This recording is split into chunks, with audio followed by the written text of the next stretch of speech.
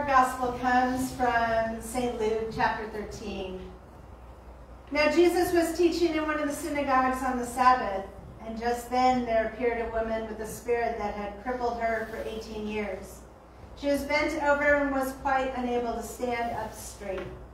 When Jesus saw her, he called her over and said, "Woman, you are set free from your ailment."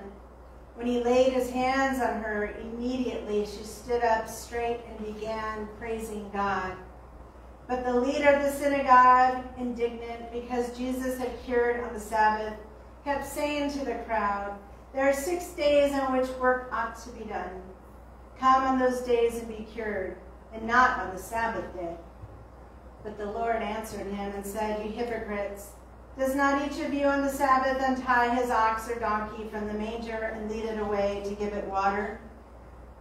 And ought not this woman, a daughter of Abraham, who Satan bound for 18 long years, be set free from this bondage on the Sabbath day?" When he said this, all his opponents were put to shame, and the entire crowd was rejoicing at all the wonderful things that he was doing. The Gospel of the Lord. Praise to you, O Christ.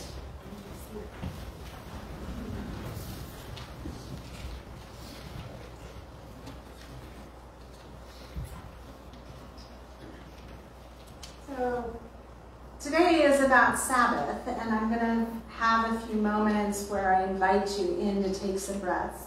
So I'll have Dora give a little, when I say take a breath, she's going to ring the little chimes, so you know what to do. So good morning. Good morning. Grace and peace to you from God, the Creator, who invites you to rest. Jesus, the Son, and the Holy Spirit. Amen. So I invite you all to begin by taking a breath in and nestle into a day of Sabbath.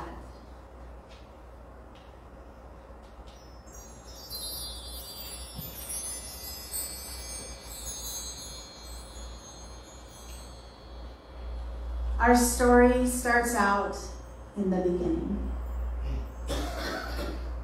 Thus the heavens and the earth were finished in all their multitude. On the 6th day God finished the work that he had done and rested on the 7th day from all the work that God had done. So God blessed the 7th day and hallowed it, because on it God rested from all the work that he had done in creation. In other words, God made the 7th day holy, to be revered and to be honored. Now the story continues. The 3rd commandment reads, "Remember the Sabbath day and keep it holy. 6 days you shall labor and do all your work, but the 7th day is a Sabbath to the Lord your God. You shall not do any work, you, your son, your daughter, your male or female slave, your livestock, or the alien resident in your towns." In other words, all should be able to have rest. Rest is a gift given to all people and animals on earth. Let's take a breath.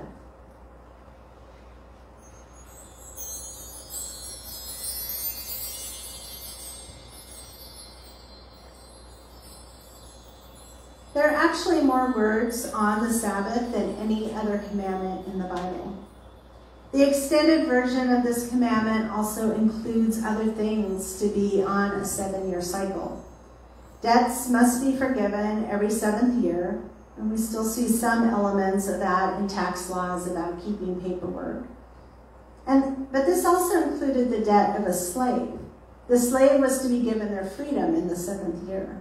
They are to be released from bondage and released from their debt. And in addition, the land itself should rest every 7th year from planting and harvest. The number 7 in the Bible is the number of completeness and wholeness is another word for biblical peace. Take a breath.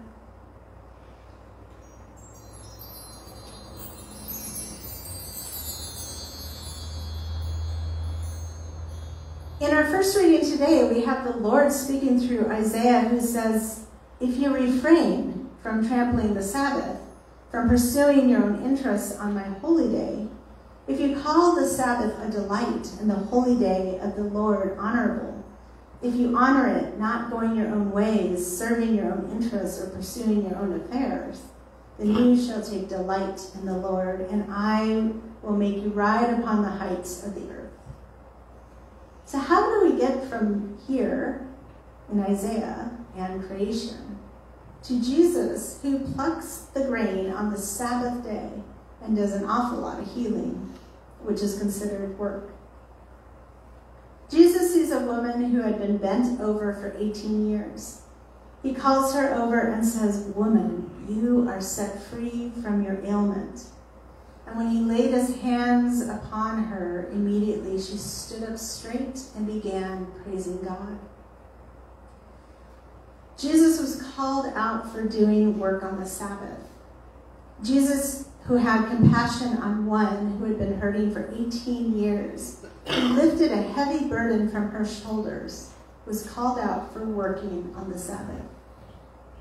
Jesus returns the comments by reminding those that spoke against him that everyone there would untie their animals and lead them to water on the Sabbath day. So why would they question freeing someone who had been bound by disease for 18 years? Should she not be healed on the Lord's day? Shouldn't she be freed from the bondage that has plagued her for so long? In the book of Mark, Jesus, on another instance where he was healing on the Sabbath, says, "The Sabbath was made for humankind and not humankind for the Sabbath." So what does that mean? Let's take a breath.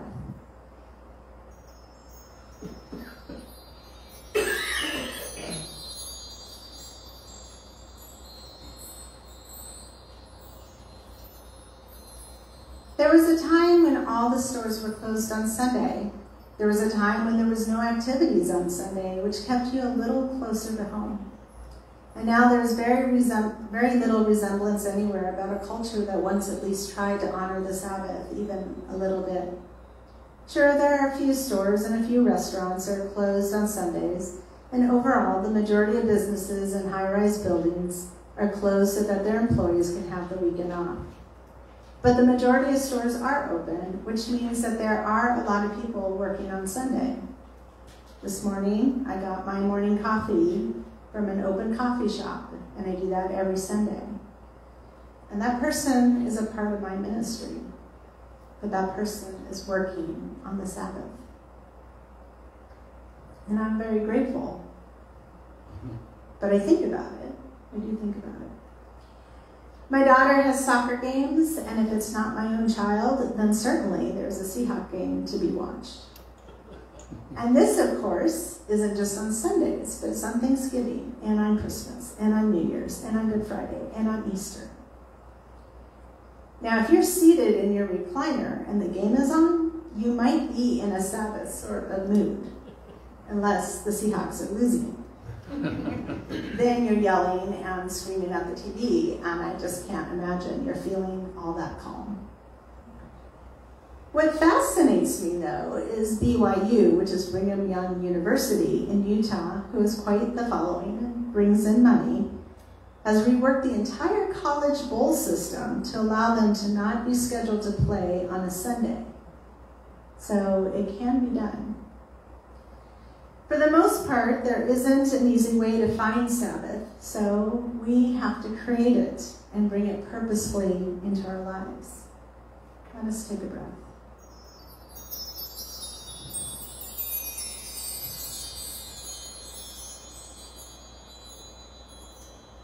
And what does Sabbath mean to you? I do have one pastor friend, one out of many, that truly does absolutely nothing on her Sabbath day, which for her is Saturday. She stays in bed with the exception of food, water, and the restroom, and literally doesn't move other than that. She swears by the positive rewards that she receives. She says she has the energy to focus and the drive to get through the week without tiring or growing weary, and she does it with calmness. Now, I don't have her perspective on taking that kind of true Sabbath, but I do understand the other side of things when you don't rest. I I understand the crashing, and I understand getting sick from pushing myself too far without rest. And I understand burnout. All those things wait for the unrested and pounce at an unexpected and inconvenient time. There are seasons when survival of high energy and go, go, go are necessary. But as a second career seminarian doing a master's degree with 3 young kids was not a very restful experience. Nor was ministry during COVID with all the extra learning and technology that was put into place without any notice.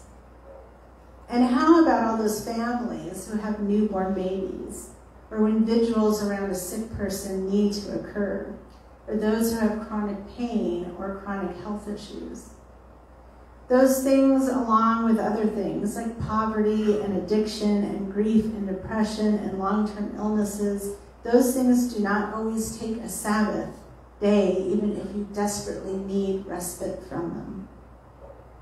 So doing something like fish can be that kind of respite for someone else. It just takes that one worry off of their shoulders. At the Moments by the Lake on Tuesday, we were talking about where do we find Sabbath, and those who were there were surveyed, and they all stated that they had some chair in some room that allowed them to feel like they could just take a breath and just let things go, even if it was just for a moment. Let's take a breath now.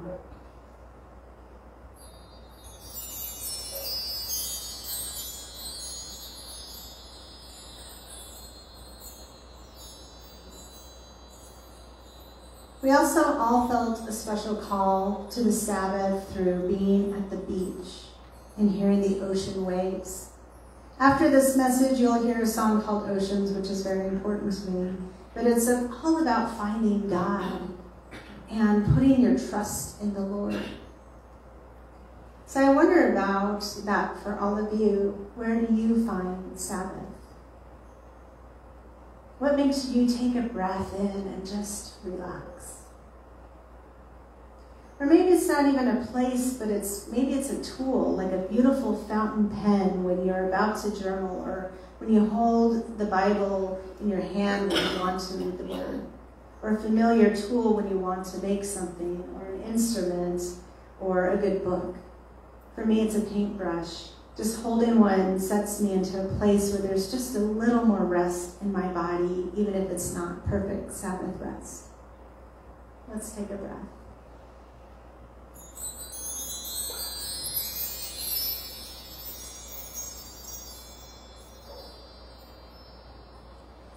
The idea of Sabbath comes from 2 concepts. The first concept is the idea of Shabbat, which means to stop working. And the second concept is Nuach, which is the concept of nestling into God, dwelling in the Lord. Maybe as one does with a hot cup of cocoa in front of a fireplace on a chilly winter's eve. Sabbath is given as a gift to the people. It's a chance to stop working and a chance to just rest in God. And that is a gift to all of us. But in order for that gift to be received, there must be trust. Trust that the work will still be there and people will survive if you take a day of rest. Trust in the Lord that all will be well. Trust that your burdens can be carried still tomorrow, and who knows, perhaps with the true rest, you will find that they're a bit easy to carry the next day. In fairness, there are many instances in the New Testament where Jesus goes off to a quiet place to pray with himself, by himself. But in this case, in this scripture, Jesus challenges the entire concept of Sabbath, which gets him closer and closer to the cross. Here, Jesus is the one that others are to rest into, and here they challenge him to stop being God. The death and resurrection of Jesus break the bondage of the law upon us, and yet we all know that we literally cannot survive without rest. So even if we're not bound to taking a Sabbath, it is still presented to us as a gift from God. It's a gift of time and a gift of necessity, and it has many promises attached. Sabbath is here to find rest in your life that is purposeful and laden in the Lord. For me, I cannot think of any other verses that explain rest as well as those from the book of Matthew. So let's take a breath now.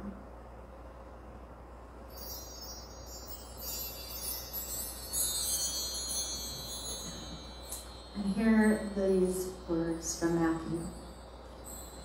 Come to me, all you that are weary and carrying heavy burdens, and I will give you rest. Take my yoke upon you and learn from me, for I am gentle and humble in heart, and you will find rest for your souls. For my yoke is easy and my burden is light.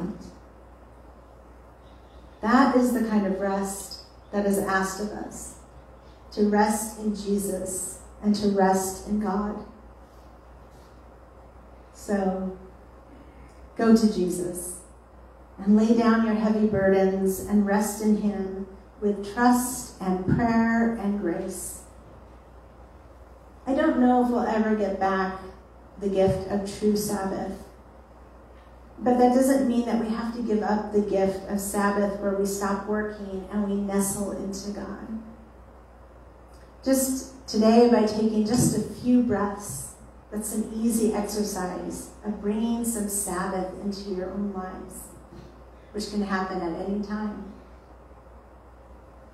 Where can you find the breath returning to your body, and where can you let those heavy burdens go for just a while? Is there a place where you can go and sit and feel that Sabbath moment?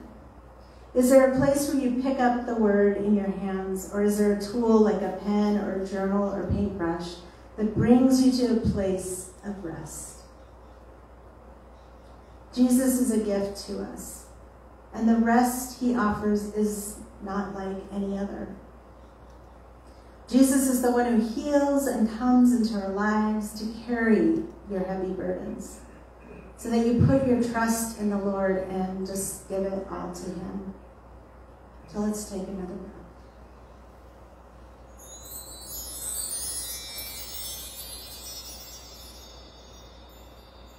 I invite you into Sabbath rest today. And I pray you take those moments and just let it go. Let it go in Jesus' holy name. Amen. Amen.